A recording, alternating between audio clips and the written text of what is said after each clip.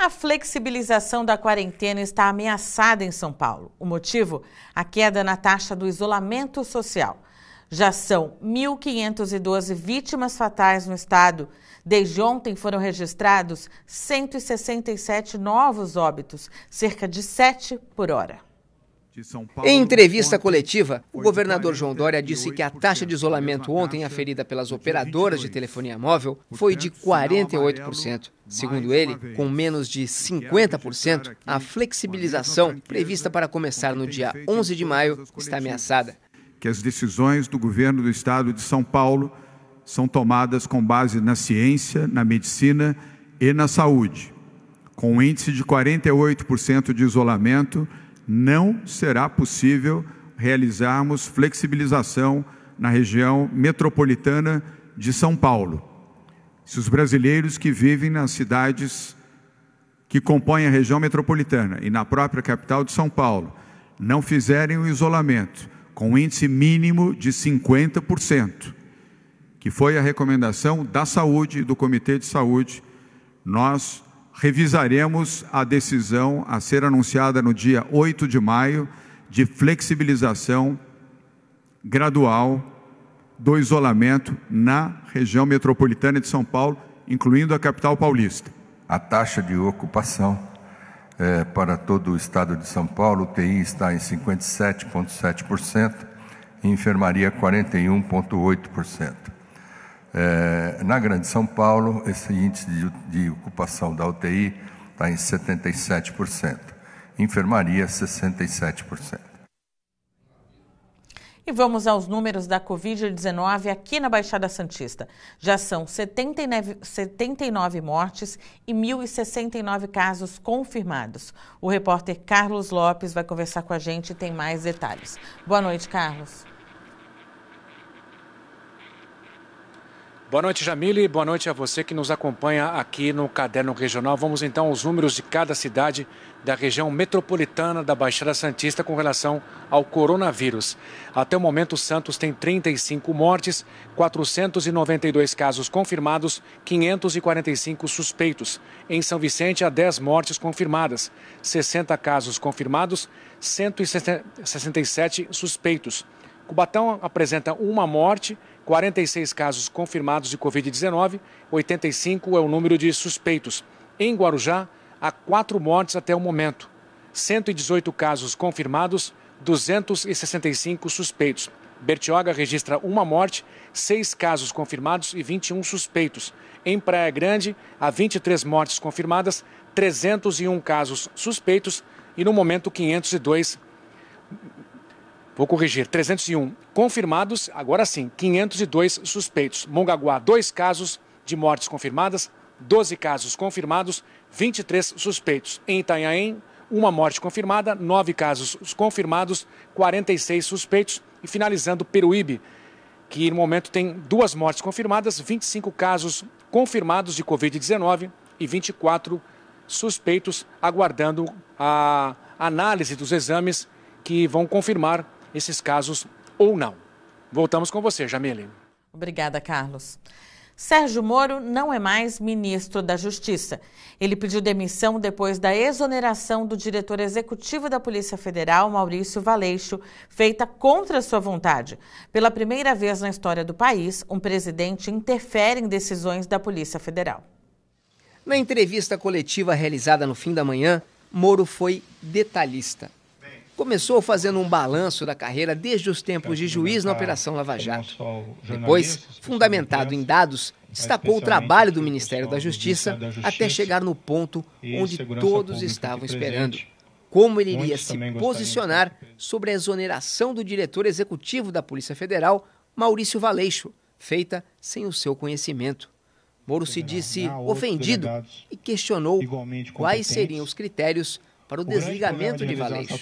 Primeiro, haveria uma violação de uma promessa que me foi feita inicialmente, que eu teria carta branca. Em segundo lugar, não haveria uma causa para essa substituição. E estaria claro que estaria havendo ali uma interferência política na Polícia Federal, o que gera um abalo na credibilidade. Não minha, mas minha também, mas também do governo, desse compromisso maior que nós temos que ter com a lei, com o rule of law, e ia ter impacto também, na minha opinião, na própria efetividade da Polícia Federal. Moro disse que teria carta branca para tocar o ministério, condição reconhecida inclusive publicamente pelo presidente Jair Bolsonaro, e que jamais aceitaria nomeações políticas que não atendessem os critérios técnicos exigidos para funções. O presidente me disse, mais de uma vez, expressamente, que ele queria ter uma pessoa do contato pessoal dele, que ele pudesse ligar, que ele pudesse colher informações, que ele pudesse colher aí relatórios de inteligência, seja o diretor, seja o superintendente.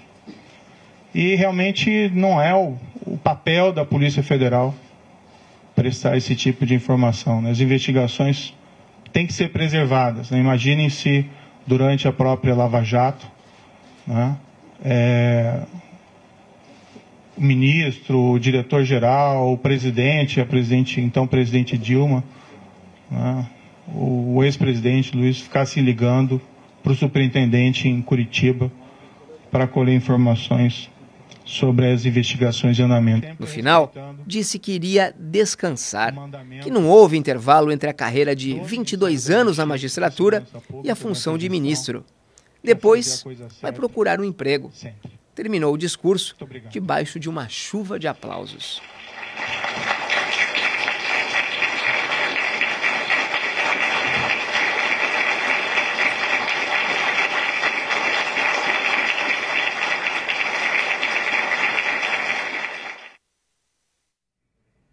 Na parte da tarde, Jair Bolsonaro se pronunciou e atacou duramente o ex-ministro Sérgio Moro. Desculpe, senhor ministro. O senhor não vai me chamar de mentiroso. Não existe uma acusação mais grave para um homem como eu, militar, cristão e presidente da República, ser acusado disso. E o tom foi esse. Bolsonaro disse que conversou com Maurício Valeixo antes da exoneração e Moro também sabia de tudo o que estava acontecendo. Acusou seriamente o ex-ministro quando afirmou que conversou com ele anteriormente sobre a troca do comando da Polícia Federal. Já que ele falou em algumas particularidades, mais de uma vez, o senhor Sérgio Moro disse para mim,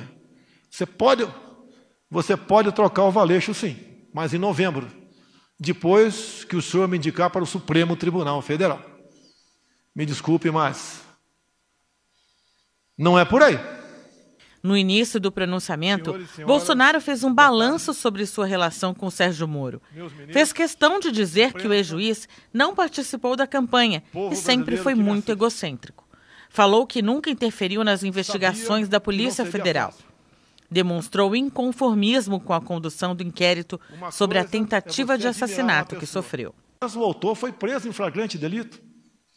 Mais pessoas testemunharam, telefones foram apreendidos, 3 renomados advogados, em menos de 24 horas, estavam lá para defender o assassino. Isso é interferir na Polícia Federal? Será que pedir à Polícia Federal, quase que implorar, via ministro, para que fosse apurado? Bolsonaro afirmou que os números positivos da Polícia Federal são reflexo do bom trabalho da equipe. Por várias vezes, disse que a troca do comando da PF era uma atribuição exclusivamente dele, que não era obrigado a se submeter à vontade de terceiros. Destacou que Valeixo estava cansado e queria sair. Falava-se em interferência minha na Polícia Federal. Ora as bolas, se eu posso trocar o ministro, por que não posso, de acordo com a lei, trocar o diretor da Polícia Federal? Eu não tenho que pedir autorização para ninguém para trocar o diretor ou qualquer um outro que esteja na pirâmide hierárquica do Poder Executivo. Será que é interferir na Polícia Federal? Quase que exigir, implorar a Sérgio Moro que apure quem mandou matar Jair Bolsonaro? A PF de Sérgio Moro mais se preocupou com Marielle do que com seu chefe supremo. E nós vamos conversar agora com o cientista político Fernando Chagas, que vai comentar quais os reflexos da saída do ministro da Justiça, Sérgio Moro, nesse momento de pandemia mundial. Ele já está aqui para falar conosco por videoconferência. Obrigada, Chagas, pela sua presença. Boa noite a todos, em especial aos nossos telespectadores. Estamos à disposição para dar uma analisada rápida sobre o acontecimento de hoje, que, no meu modo de entender, começa uma grave crise institucional no país. Quais os principais setores atingidos com essa grave situação do país? O econômico? Econômico, basicamente econômico. A tendência hoje já ocorreu, e a tendência nos próximos dias, no aspecto econômico, é o dólar disparar, tender a R$6, e a Bolsa, que já vinha caindo, tem uma queda maior ainda do que já está. O que eu vejo nesse ponto do aspecto econômico, a pandemia, por si só, já dava um abalo na nossa economia de derrubar o PIB e preocupar muito a sobrevivência das empresas e o desemprego.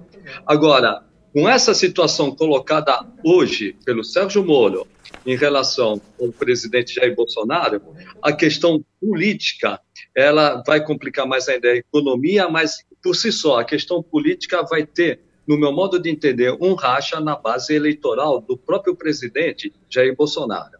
A base eleitoral do Jair Bolsonaro, nosso presidente, ela é formada pelos pragmáticos, aqueles que votaram apenas por ser contra o PT, aqueles que queriam acabar com a corrupção, os lavajatistas, que na realidade são eleitores do Moro, e os ideológicos. Os ideológicos são uma base fixa, firme, característica do Jair Bolsonaro. Eu acredito que ele vai ficar reduzido a essa base. Esses 30% hoje que ele tem de aprovação, eu acredito que ele vai cair para 15%, ficando só com essa base ideológica. Essa base ideológica, politicamente, não sustenta no poder, se ele não tiver daqui para frente uma articulação política razoável para mantê-lo no poder.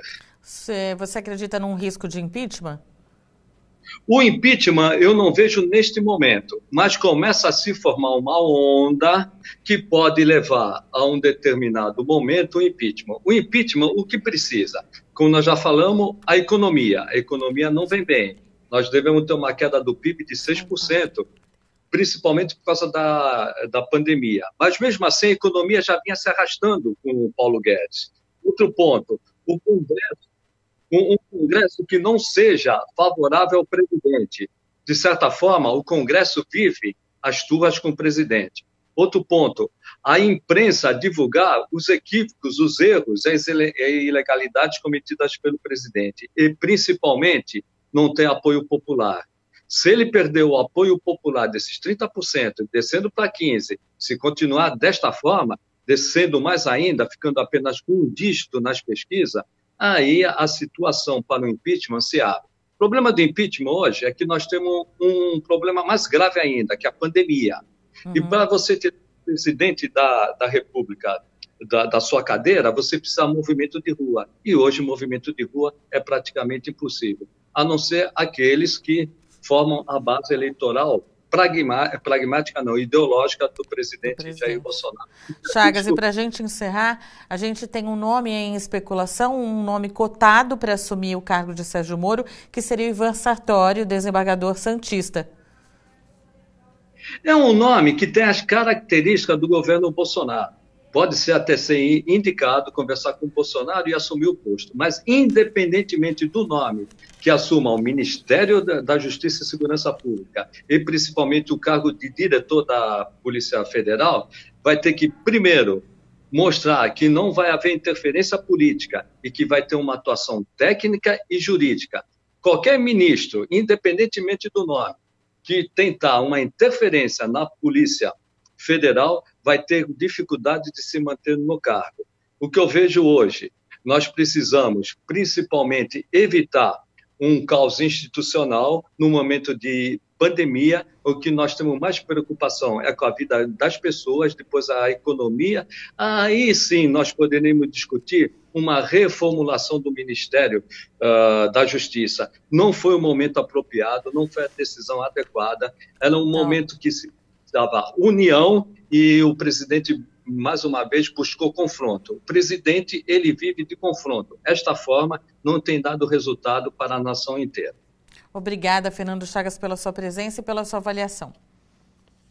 Um abraço a todos, até a próxima. Até, obrigada. Entretenimento na quarentena. O Instituto Arte no DIC oferece opções de aulas para fazer em casa por videoconferência. Aula de dança pela TV. Dá sim, mesmo com o cachorro na sala.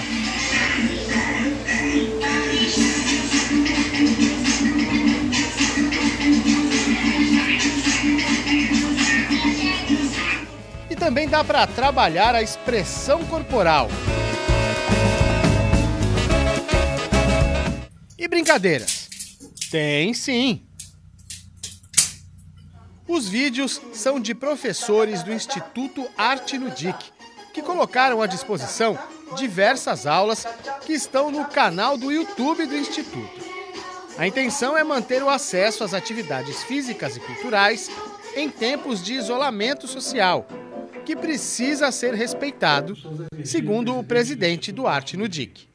Nesse momento que o mundo está enfrentando a pandemia do coronavírus, o Arte no DIC está disponibilizando para os seus alunos suas oficinas culturais, convênio que temos com a Secretaria de Cultura. É fundamental seguir as orientações das autoridades da Organização Mundial de Saúde.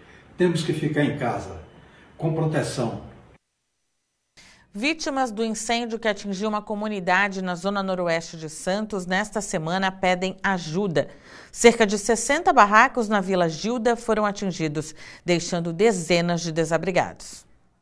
Além da falta de abrigo, que a prefeitura não cedeu o abrigo aqui próximo, né? Além da falta de alimentos, que a prefeitura também não deu. Enfim, além da falta de assistência, que não teve assistência social, além de tantas outras coisas, o vídeo agora é especificamente sobre o CRAS. Abriu o CRAS, mas eles estão distribuindo colchões. E a gente vai botar esses colchões aonde? Fala pra mim, se a prefeitura não deu abrigo. Onde a gente vai enfiar esse monte de colchão? Se a galera praticamente não tá nem tendo onde dormir. A gente está precisando de material de higiene, de comida, de mistura. A gente não está precisando de colchão agora, entendeu? É saber ouvir. Segundo Thaís, as pessoas estão sendo ajudadas pelos moradores do entorno e a situação se agravou ainda mais, pois as vítimas estão sem documentos para receber o benefício do Bolsa Família. Tá todo mundo pedindo documento. É documento que a população está pedindo, um documento provisório para poder retirar a Bolsa Família, para poder tirar dinheiro no banco, qualquer coisa.